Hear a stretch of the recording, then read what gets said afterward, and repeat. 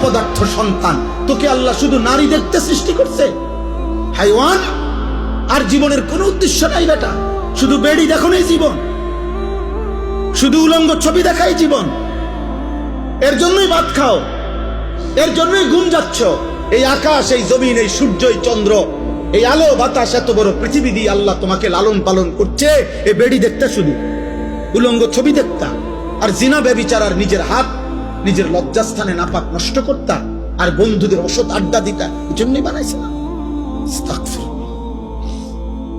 আহা বাপ, কি করলাম, কি করলা আব্বা?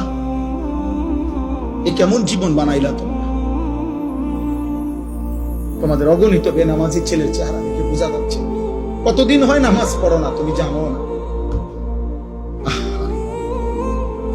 365 দিনে, খোদার এক বছরে কোনদিন ফজরের নামাজ পড়লাম না। মুসলমান এত নিকৃষ্ট হয়? নবী সাল্লাল্লাহু আলাইহি সাল্লাম বলছে, যে ফজরের নামাজ পড়ে না সে মুনাফিক। খোদার কসম, নবী বলছে মুনাফিক।